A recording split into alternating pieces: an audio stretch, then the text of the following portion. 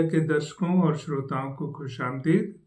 News report India का programme खबर की खबर लेकर हाजिर हूं मैं सुखदेव सिंह।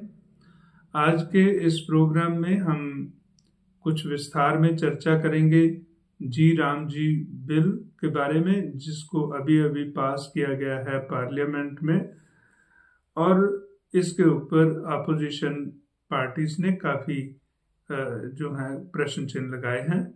और पंजाब विधानसभा के स्पेशल सेशन बुलाने की बात की जा रही है।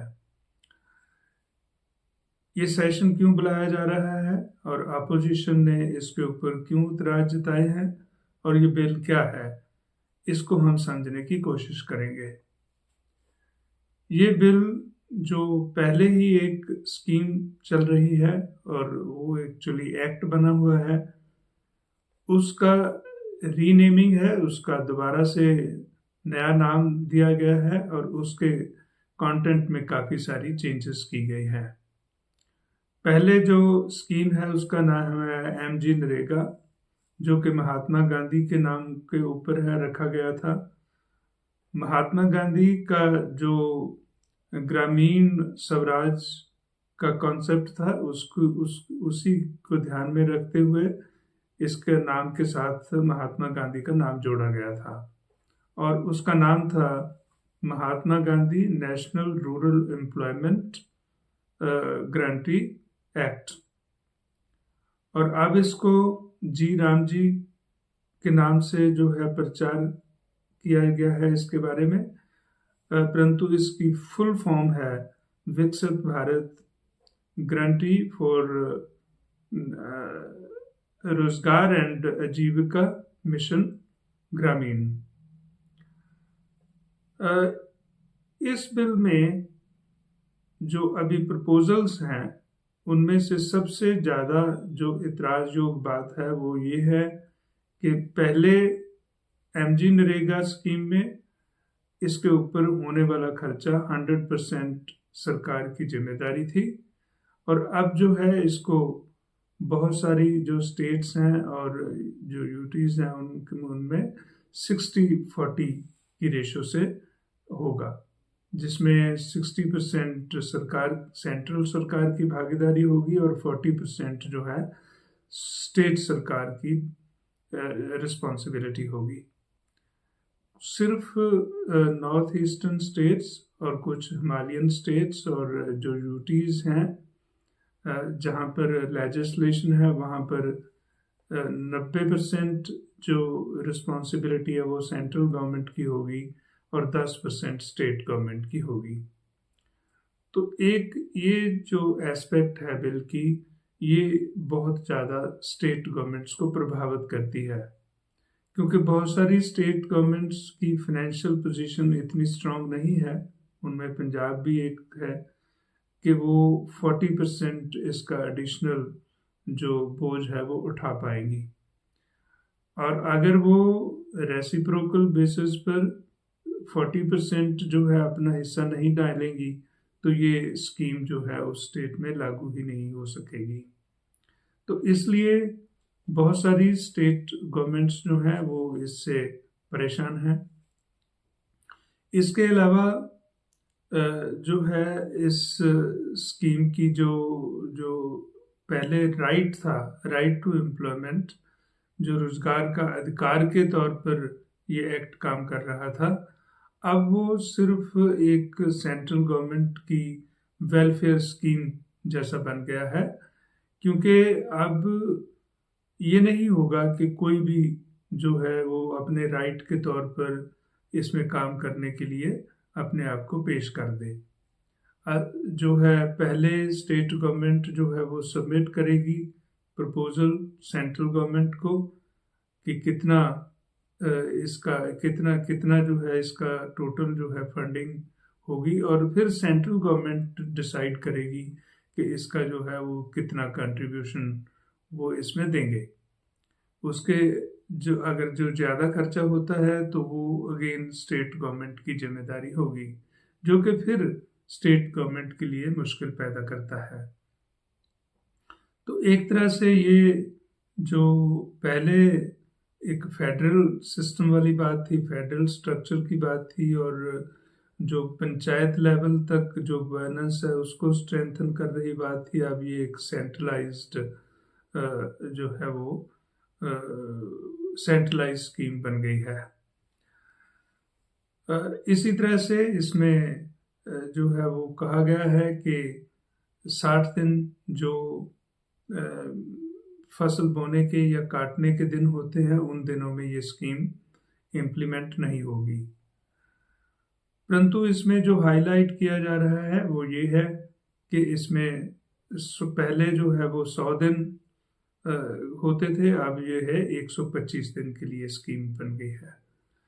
परंतु जब हम उसको एक्चुअल में देखते हैं तो उसमें यह है कि नॉट लेस देन 100 डेज। जो एमजी नरेगा में प्रोविजन था वो था नॉट लेस देन 100 डेज, जिसका मतलब 100 डेज से ज़्यादा तो हो सकते हैं परंतु कम नहीं होंगे। हालांकि उसमें कुछ सॉफ्टवेयर के इश्यूज के कारण शायद वो एक तरह से 100 डेज की स्कीम ही चल रही थी, परंतु उसमें भी अगर कोई हालात ऐसे बन जाएं कि कोई फ्लड्स आ गए हैं या ड्राउट हो गए हैं या सूखे की कोई स्थिति बन गई है या कुछ बाढ़ वगैरह की स्थिति बन गई है तो उसमें 15-50 दिन और बढ़ाए जा सकते थे, जिसका मतलब 150 डेज तक ये हो सकता था। और कुछ जो फॉरेस्ट एरियाज हैं उसमें कुछ जो शेड्यूल्ड ट्राइब्स हैं उनके लिए 150 डेज का ही प्रोविजन था, परंतु अब जो है ये 125 डेज 125 दिन का ही जो है टोटल स्कीम रह गई है। इसमें वो फ्लेक्सिबिलिटी नहीं है। और इसके अलावा भी बहुत सारी ऐसी चीज़ें हैं जिनके ऊपर स्टेट गवर्नमेंट्स को क्योंकि उनको मुश्किलें आ सकती हैं इसलिए इसके ऊपर उनको एतराज़ हैं। और इसके अलावा एक जो बहुत ज़्यादा मुद्दा बना हुआ है वो नामकरण का है। अपोजिशन के कहने के मुताबिक ये एक जो सेंट्रल गवर्नमेंट में जो रूलिंग पार्टी है उसके एजेंडे के मुताबिक इसको जो है एक धर्म के साथ या एक कल्चरल एंटिटी के साथ जो है जोड़ा जा रहा है, जबकि उस नाम का इस जो स्कीम है, जो इस तरह की योजना है, इसके नाम में उसका कुछ भी नहीं है। वो स्पेशली एक एब्रीविएशन क्रिएट करके और शब्दों को आगे पीछे बना करके इस तरह का एक नाम दिया गया है। और जो कॉमन प्रैक्टिस रहेगी उसमें तो कोई फुल नाम की बात दोबारा ज़्यादा होगी ही नहीं, सिर्फ जो है उसकी एब्रीविएशन की बात होगी और राम जी के नाम से ही ये हो जाएगा।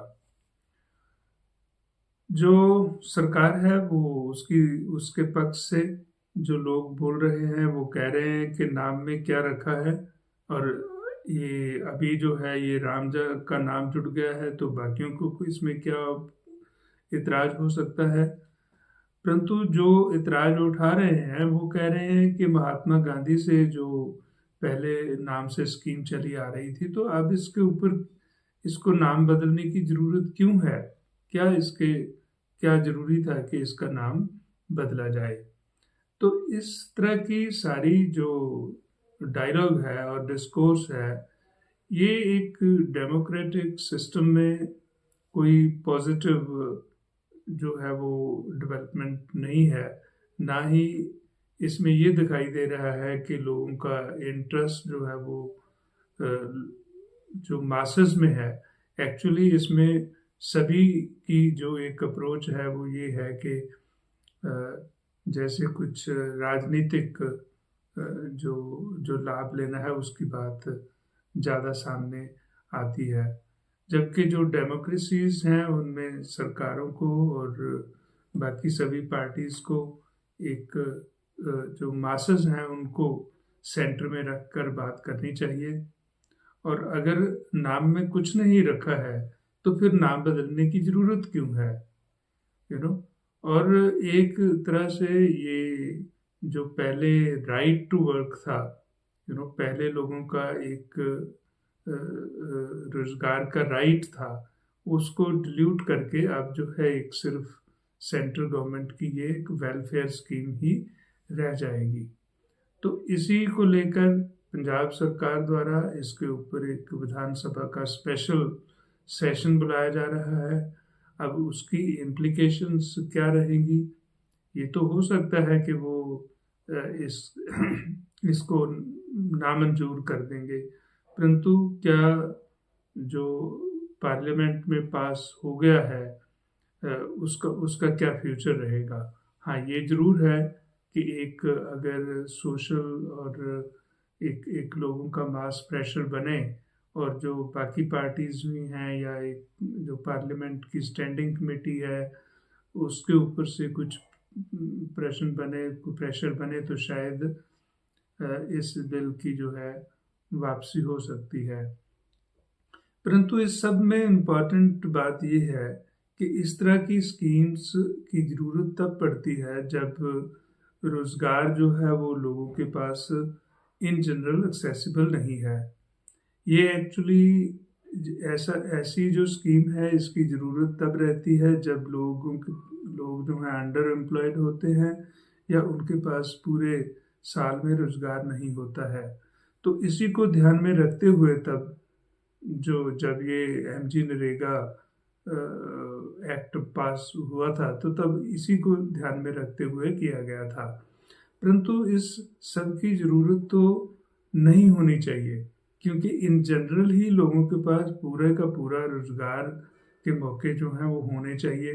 तो सरकारों को इस तरफ काम करना चाहिए कि लोगों के पास रोजगार हो, ना कि उनको कोई कोई जैसे फ्रीबीज हैं या इस तरह की जो अंडर एम्प्लॉयमेंट स्कीम्स हैं या कोई अनएम्प्लॉयमेंट अलाउंस हैं ये देने पड़े। तो इसी के साथ मुझे दीजिए इजाज़त। धन्यवाद।